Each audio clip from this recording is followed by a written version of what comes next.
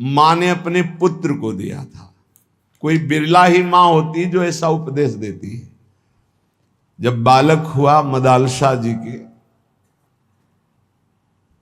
और वो थोड़ा विवेक, तो छोटी सी बात में जैसे रो देना, तो उन्होंने कहा क्यों रोता है रे? शुद्धो सिरे तात नतेस्ति नामो, बहुत सुंदर है। कृतम हिते कल्पनयाधुनैव पंचात्मकम देहमिदं न तेस्ति नैवाश्रुतम रोदसी कश्य हेतो। बेटा, धन्य है ऐसी मां जो अपने बेटे को ऐसा उपदेश करे। नहीं तो कितने ऐसे नौजवान भाई जो सत्संग सुनकर उत्साह में भरकर विषयों का त्याग करके घर गृहस्थी में ही रहकर भजन करना चाहते, पूरा परिवार उनका विरोध करने लगा। कैसा परिवार है? नरकगामी बनाने के लिए उत्साहित हो और अपने बेटे को परम पद में, सबसे ऊंचे पद में बैठने के लिए जब वो तैयारी कर रहा है तो तुम उसे गिरा रहे हो। तुम मां हो, पिता हो, सुहृद हो या दुश्मन हो। जाके प्रिय न राम वैदेही तजिए ताहि कोटि बैरी सम जद्यप परम सनेही। कोई भी हो, भगवत मार्ग मत छोड़ना, बड़े भाग्य से प्राप्त होता है। ये सब माया के पार्षद हैं जो मना करते हैं कि भजन न करो, पाठ न करो, सेवा न करो। देखो, असत क्रियाओं को मना नहीं करते, गंदी क्रियाओं को मना नहीं करते, भगवत क्रियाओं को मना करते। और धन्य है माता मदालशा जिन्होंने कहा क्यों रोता है? तू शुद्धो सिरे तात नतेस्ति नाम। बेटा, तू शुद्ध आत्मा है, तेरा यह कोई नाम नहीं है, शरीर का नाम है। तू कल्पित नाम से युक्त पुकारा जा रहा है, तेरा नाम नहीं है, तेरा ये शरीर नहीं है। इस शरीर पंचभूतों का ढांचा है, तू शरीर नहीं है। ना ये तेरा है ना तू इसका है। बेटा, किस लिए रो रहा है? शुद्धो सिरे तात नेतेस्ति नाम, तेरा नाम नहीं है। कृतम हिते कल्पना युधा नहीं। ये कल्पना है, कल्पना तूने कामनाएं की, उसी की वजह से तू शरीर में फंस गया। तू शरीर नहीं है, पक्की बात। कल एक नवयुवक भाई कह रहे थे कि हमें बड़ा संशय है, आप प्रमाणित कीजिए विज्ञान और अध्यात्म को एक करके। आज हम आधुनिक पढ़ाई पढ़ने वाले लोग हैं, हम कोरी श्रद्धा में नहीं फंसने वाले। प्रमाणित कीजिए आप कि आपका अध्यात्म सत्य है। कैसे प्रमाणित करें? विज्ञान केवल स्थूल को जानने वाला है, वो भी बहुत प्रवीण विज्ञान में जो है, केवल स्थूल जगत, इसके आगे नहीं। स्थूल जगत, स्थूल शरीर सूक्ष्म में प्रवेश ही नहीं है, और अध्यात्म सूक्ष्म के आगे कारण से भी परे है। विज्ञान क्या जानेगा? क्या जानेगा? विज्ञान केवल स्थूल जगत, स्थूल ढांचा, इसी का केवल विज्ञान है और कोई विज्ञान नहीं। हमें बता दीजिएगा। स्थूल जगत, स्थूल ढांचा, इतना ही विज्ञान है। कोई यंत्र तैयार हुआ आज तक विश्व ब्रह्मांड में जो सूक्ष्म शरीर को दिखा सके, जो कारण शरीर का अनुभव करा सके? फिर आत्म तत्व तो ये बहुत ही स्थूल जगत। जैसे कहा जाता है कि चंद्र लोक गए, मिथ्या। एक सीमा, इसके बाद अंतरिक्ष है, इसके बाद स्वर्गलोक है। स्वर्गलोक में सबसे ऊंचाई पर चंद्रलोक है, जहां सूर्य से भी कई हजार योजन ऊपर, और सूर्य तक पहुंच जाए कोई तो राख के सिवा कुछ नहीं हो सकता। अब वहां कैसे जाना कि चंद्रलोक है? वहां कोई मिला था क्या कि मैं चंद्रलोक वासी हूं? एक सीमा है जहां तक पहुंचा जा सकता है यंत्रों के द्वारा। फिर सिद्धावस्था के द्वारा गति होती, यंत्रों की गति नहीं होती, पांच भौतिक शरीरधारी की गति नहीं हो सकती। वहां सिद्धावस्था, सूक्ष्म शरीर, देव शरीर से प्रवेश होता है। एक सीमा है, जिस सीमा में जाके आप बोल सकते हो, चंद्रलोक बोल सकते हो, कुछ भी बोल सकते हो, वो आपकी कल्पना है।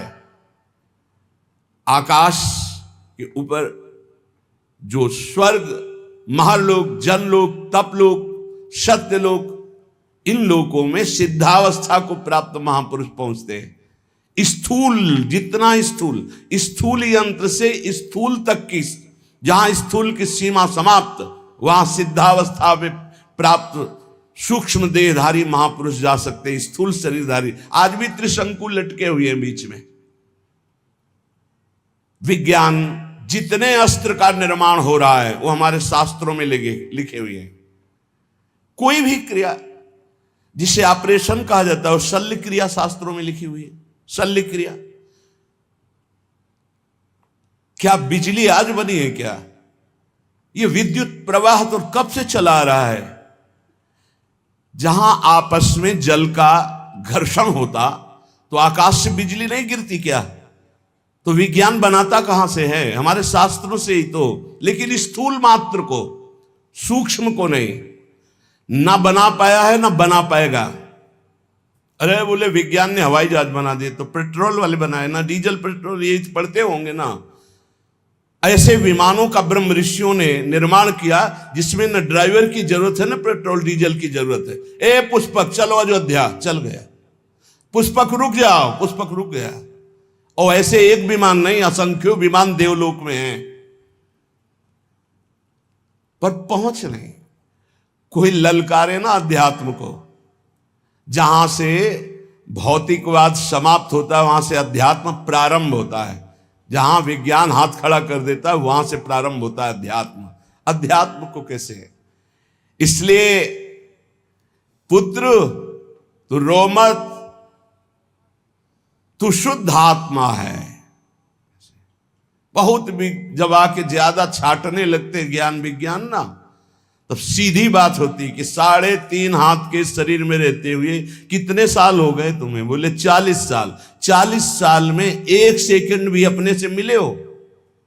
कल एक प्रश्न करता हम कोरी श्रद्धा पे विश्वास नहीं करते, जिसको हमने देखा नहीं उसको मानते नहीं। तो तुमने अपने को देखा अपने को? अब चुप। मानते हो ना तुम हो? हाँ। कौन हो? पता नहीं। फिर इतने मूर्ख हो कि तुम्हें अपना पता नहीं, तो तुम तत्व को क्या जान जाओगे? भगवान को क्या जान जाओगे? अध्यात्म को क्या जान जाओगे? ये खिलवाड़ नहीं है। अध्यात्म को खिलवाड़ मत समझो। ये जो भगवत मार्ग के पथिक हैं इनको ऐसा मत समझो कि ये सांसारिक रहस्य को ना जानने वाले, ये क्रियाओं के कर्ता ना हो करके बैठ करके मांगते खाते पड़े रहते। नहीं, जहां तुम्हारी सोच नहीं वहां हर समय स्थिति रहती है। जो वास्तविक भगवान के मार्ग में चलते हैं। तुम समझते हो हम बहुत कार्य करने में प्रवीण हैं। 1 घंटा हम बता दें, एक बिंदु पर अपने मन को लगा के दिखाओ। 1 घंटा काम करके दिखाओ जो 24 घंटे किया जाता है। जो संत महात्मा 24 घंटे कार्य करते हैं, तुम 1 घंटा करके दिखाओ। क्या? सर्वस्व भूल करके, देह भाव को भी भूल कर एकमात्र सच्चिदानंद में हाहाकार मचा देगा। मन हाहाकार मचा देगा। हाँ, इसे लगा सकते हो 1 घंटा टीवी चला के हाथ में माला लेके, 1 घंटा देह भाव का विस्मरण करके परमात्मा तत्व में स्थित होना। मजाक समझा जाता है अध्यात्म को, अभी समझा नहीं। शुद्धो सिरे तात न तेस्ते नाम। जो पहले भी था वही मध्य में था, वही अब है, वही रहेगा। उसका ना कोई नाम है, ना कोई रूप है, ना कोई भेष है। वो कौन है? बोले शुद्धो सिरे तात न तेस्ते नाम कृतम हिते कल्पन याधुनैव पंचात्मकम देहमिदम न तेस्ति नैवास्य तुम रोदसी कस्य हेतु। बेटा तू क्यों रो रहा है? तो शुद्ध बुद्ध परमात्मा अंश है, परमात्मा स्वरूप है। ये 5 भौतिक देह तेरा नाम नहीं है। ना तू देह है, ना ये तेरा देह है, ना देह का नाम तेरा है। किसके लिए रो रहा है? धन्य है माता ऐसी जो अपने पुत्र को शुद्ध ब्रह्म ज्ञान का उपदेश दिया। नवा भवान रोदिति वै स्वजन्मा शब्दोयमासाद्य महिष सूनुम विकल्पमाना विविधा गुणास्ते गुणाश्च बहुता सकलेन्द्रियेषु। तात तू समझ, ये रोना भी क्रिया तेरे में नहीं हो रही। तू आनंद स्वरूप है, तेरे में रोना कभी हो ही नहीं सकता। राजकुमार, ये तेरे शरीर का संबोधन किया जा रहा है, तेरा नहीं। ये इंद्रियां तेरी नहीं, तू इंद्रियों का नहीं, तो शुद्ध बुद्ध आत्मा है। तेरे में ना गुण है ना अवगुण, तो गुण और अवगुण दोनों से अतीत सच्चिदानंद स्वरूप है। देख, जो इस जगत में दुर्बल हो जाते हैं उन्हीं के ऊपर भूतों की आवेश वृत्ति होती है, दुखों की होती है। तो निर्बल नहीं तो सबल। जब ही चीख चीख के कहते हैं तू भगवान का अंश है, भगवत स्वरूप है, तू सब कुछ कर सकता, हिम्मत कर। जरा सी हार हो गई, जरा सा नुकसान हो गया, बोले आत्महत्या कर लेंगे, आत्महत्या कर लोगे। तुम समझते हो तुम कौन हो? भगवान का स्वरूप हो, भगवत स्वरूप हो। बेटा, इस जगत में जो दुर्बल बन गया मारा गया, दुर्बल नहीं, कभी परास्त नहीं होना, हारने पर भी परास्त नहीं होना। मैं भगवद अंश हूं। कोटि जन्म लग रगर हमारी, बरौ संभनत रहो कुमारी। करोड़ जन्म तक मैं आराधना करूंगा और अपने इष्ट को प्राप्त करूंगा, मैं परास्त होने वालों में नहीं। ऐसा ये अन्न जल खान पान तेरा नहीं है, प्राणों का पोषण है। धन्य है मां, कैसा सुंदर वेदांत। पांच भौतिक शरीर की पुष्टि होती है इन अन्न जल और भोजन पदार्थों से, तेरी नहीं। तू शुद्ध आत्मा है, तुझे किसी भी पौष्टिकता की जरूरत नहीं। ना आत्मा की वृद्धि होती है ना क्षय होती है, वो एक रस होता है। तू अपने इस देह रूपी चोले को आज ही मरा हुआ मान ले, जीर्ण शीर्ण मान ले, मोह मत कर। शुभाशुभ कर्मों का परिणाम ये देह है, तू नहीं। बिल्कुल अमृतमय बात। यही गंगा किनारे का जीवन था जो मदाल शाह जी का उपदेश है। कोई जीव तेरे पिता के रूप में प्रसिद्ध है, कोई जीव पुत्र के रूप में, कोई जीव तेरी माता के रूप में, कोई जीव स्त्री के रूप में, कोई मेरा कह के अपनाया है, कोई मेरा नहीं ये कह के त्यागा गया, पराया है। बेटा, ये सब नानात्व माया का रूप है, तो शुद्ध परमात्म स्वरूप है। कोई किसी का माता पिता भाई बंधु नहीं, एकमात्र परमात्मा विराजमान है। ये मायाकृत नानात्व है। ये समस्त भोग, यदि तू भोक्ता बनेगा तो दुख भोगेगा, सुख नहीं। जिसे तुम सुख समझते हो, ये सुख की छाया है, समझ पड़ती नहीं, यही गिरधर की माया है। दुख भोगेगा अगर भोक्ता बनेगा। ये मूढ़ चित्त मानव उद्धार करने के लिए अपना आया है, पर वो भोगों में फंस के फिर मलिन हो जाता है, सोचता मैं सुख प्राप्ति का उपाय कर रहा हूं। बेटा, जो विद्वान है वो कभी अंतःकरण को मोह से आच्छादित नहीं होने देता, वो कभी भोग जनित सुखों को सुख नहीं मानता, इसलिए कभी दुख नहीं भोगता। बेटा, कभी दुख में नहीं भोगना, तुझे महासुख में निमग्न होना है। बेटा, इस मार्ग में चलने पर काम वेदना पीड़ित करती है। किसी का मुस्कुराना, किसी का रूप प्रदर्शन करना, ये हड्डी और मांस और चमड़े के लेप का प्रदर्शन है। मां बोल रही है मदालसा। किसी का मुस्कुराना, किसी का हाव भाव प्रकट करना, बेटा ये हड्डी के ऊपर लगे हुए मांस और चमड़े की चमक का प्रदर्शन है। तुम जिसे कहते हो बहुत सुंदर है, बहुत बढ़िया नेत्र है, बहुत सुंदर कपोल है, ये मायाकृत रचना है, कुछ नहीं है, मांस का लोथड़ा है, अंग प्रत्यंग ऊपर चमड़ी का लेप है क्या?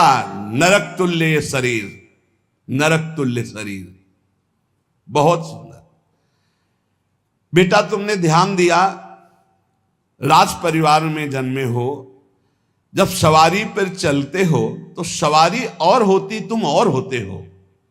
ऐसे ही बेटा ये शरीर तुम्हारी सवारी है, ये शरीर और है, तुम और हो। सवारी में बैठा हुआ जैसे ये नहीं मान लेता कि मैं सवारी हूं, ऐसे बेटा इस शरीर में रहते हुए तो कभी मत मान कि मैं शरीर हूं। ये देह दृष्टिगोचर होता है, जो दृष्टिगोचर हो रहा है ये मायाकृत है, इसलिए मूर्खता का त्याग कर। धन्यो सिरे, धन्य है तू, मेरा पुत्र बना है। ब्रह्मबोध संपन्न माता है, हर पुत्र को भगवत प्राप्त महात्मा। जब आखिरी पुत्र को राजा ने कहा कि मुझे दे दो, मेरा भी अधिकार है जैसे माता का अधिकार है, से तब उससे कहा कि बेटा मैं तुम्हें परम हित की बात बता रही हूं, प्रतिदिन बिना ब्रह्म ऋषियों को भोजन कराए भोजन मत पाना। ये उनके लिए उपदेश है जो गृहस्थ धर्म में, इनको तो सबको बैरागी बनाकर ब्रह्मबोध प्राप्त करा दिया। मां ही परम गुरु हुई। बड़ी महिमा है इस मदालसा माता की। धन्य है कोई ऐसी माता होती होंगी जो अपने पुत्र को भगवत प्राप्ति का, कि अब बेटा तुझे किसी और मां की गर्भ में नहीं जाना पड़ेगा। मैं प्रण करती हूं, अपने पति से कहा था मदालसा जी ने, अगर मेरे गर्भ में जो भी जीव आएंगे तो उनको ब्रह्मबोध करा के ही छोड़ूंगी, दोबारा किसी मां के गर्भ में जाए ऐसा नहीं होने दूंगी। जब आखिरी पुत्र को रोक लिया तब उन्होंने कहा बेटा बिना ब्रह्म ऋषियों को भोजन कराए भोजन मत करना। बंधु बांधवों की इच्छाओं को पूर्ण करने की में तत्पर रहना, किसी की जैसे पदार्थ हैं, वस्तुएं हैं, पहले अपने बड़े बुजुर्गों को, बालकों को, सबको देके फिर प्रयोग करे। अपने हृदय में सदैव सबकी भलाई का ध्यान रखना। गृहस्थ धर्म में रहते हुए ये बातें समझ लीजिए। धन्य है वो जिनकी रसोई में कोई अतिथि रोज पाते रहते, संत महात्मा वैष्णव जन। इसीलिए ब्रजवासी जन धन्य है, 2500 संत जो है रोज माँ धुकरी मांगते इनके दरवाजे में। अब तो कलिकाल का समय आ गया तो गांव नगरों में अब वैसी लाभ वृत्ति नहीं रह गई, क्योंकि संत जन धाम और तीर्थों का आश्रय लेके भजन करने लगे। अब भ्रमण करें तो लोग कहते हैं बच्चा चोर है, मार डालते हैं, घेर लेते हैं, लाठियां चलाते हैं। कैसा प्रभाव कलयुग का है। अरे ऐसे घेर के सैकड़ों लोगों ने मिलकर के संतों को मारा कि पूछो मत, जैसे कोई जंगली जानवर आ गया हो। अरे भाई यदि तुम्हें लगा कि ये चोर है या ये अमुक है तो तुम्हें बंदी बना लेना चाहिए, कमरे में बंद कर देते, दिन में आप जांच करते। तुम इतने लोग थे, ऐसे कैसे मार दे। तो आजकल भ्रमण का भी समय नहीं रह गया। नहीं तो पहले सब नगर गांवों को सौभाग्य मिलता था, दंडी सन्यासी वैष्णव जन जा जाकर के भिक्षान्न पाते, उनकी बुद्धि शुद्ध होती।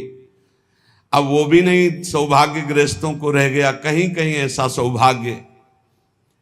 जो सदैव अपनी रसोई में बने हुए अन्न को गौग्रास निकालता है, पक्षियों के लिए निकालता है, अतिथि को भोजन कराता है, उसकी गृहस्थी पावन हो जाती है, गृहस्थ धर्म उसका पावन हो जाता है। अपने मन में सदैव श्री हरि के नाम का चिंतन करना, उनके ध्यान में रहना, काम क्रोधादि इच्छाओं शत्रुओं को गृहस्थी में रहते हुए जीत लेना, और माया का आवरण तुम्हें ढक न पाए इसलिए सावधान रहना। जो धन के लिए धर्म का आश्रय लेता है, धन के लिए धर्म का आश्रय लेता है, उसका धन उसके परिवार की उन्नति कराता है। जो धन अधर्म से कमाता है उसके परिवार का पतन हो जाता है, नाश हो जाता है। धन का प्रयोग सदैव दूसरों के सुख के लिए उतना पर्याप्त है जितना अन्न पेट में चला जाए, वस्त्र, और बकाया परिवार की सेवा, राष्ट्र की सेवा, अन्य जनों को जिनको आवश्यक है उनकी सेवा। ये कमाने के लिए भेजे गए हो, ये ज्यादा जमा करने के चक्कर में मत पड़े, नहीं जमा रहेगा, वो जमा रहेगा, दूसरे ही उसका प्रयोग करेगा। आप तो ना सुकृत कर पाए, सदव्यय कर पाए, और ना उसका भोग कर पाए, व्यर्थ में आपका गया। गांव में तो कई ऐसे मकान खुदाई पर मिलते थे कि दीवार मोटी मोटी होती थी, उनमें कलसे में रुपए रखे मिलते थे। अब बोलो एक एक सिक्का जोड़कर मर गए, ना धर्म किया ना स्वयं भोग किया, और जमा ऐसे पड़ा रहा। इसलिए बेटा धर्म का आश्रय लेकर धन कमाना और उस धन का सदव्यय करना, सत्पुरुषों की सेवा में, सद्व्यवहार में, कभी पराई निंदा मत करना। ये मदालसा माता के, कभी पराई निंदा मत करना। विपत्ति से विपत्ति आ जाए तो भी किसी की निंदा मत करना।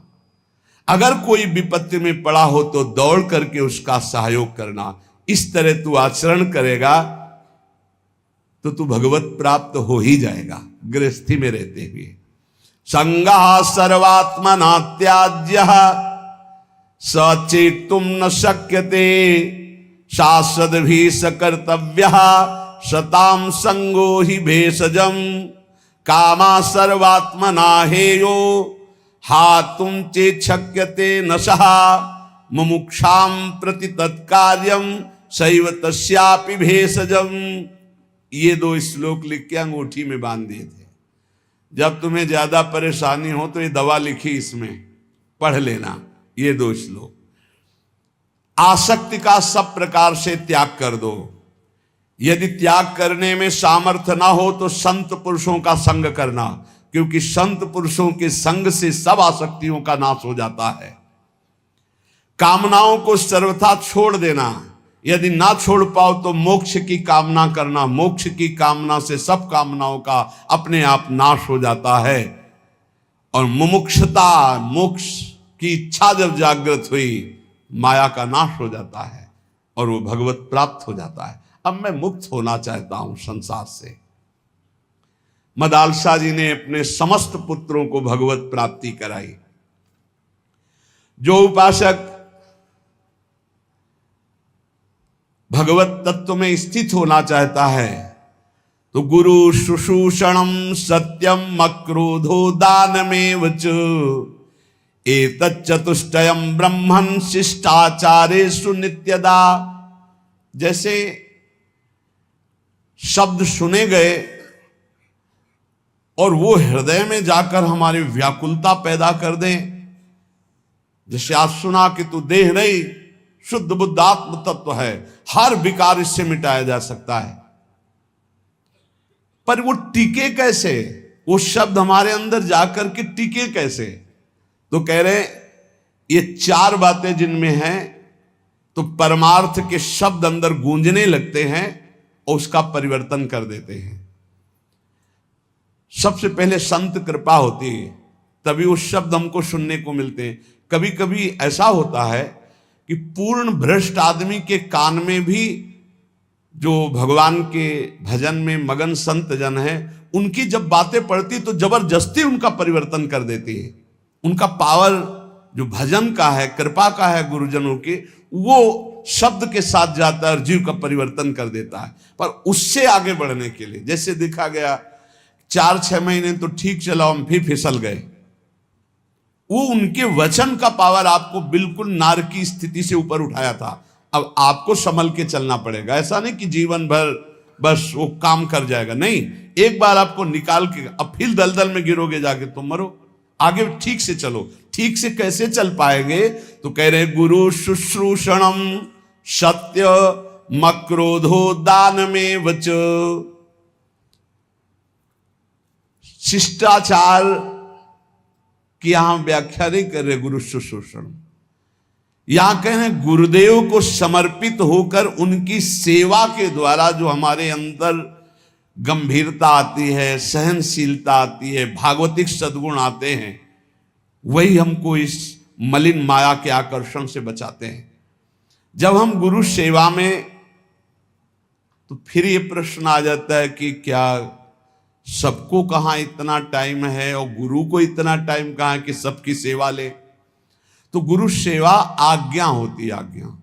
ये जो सत्संग हो रहा है, ये जो एकांतिक हो रहा है, ये जो आपको उपदेश मिल रहे हैं, इनका पालन करना ही गुरु सेवा है। हाँ, प्रगट में अवसर मिल जाए किसी को कि कोई संत हैं, बीमार हैं, या वस्त्र धो देना है, औषधि दे देना है, भोजन दे देना है, ये बाह्य शरीर की सेवा है।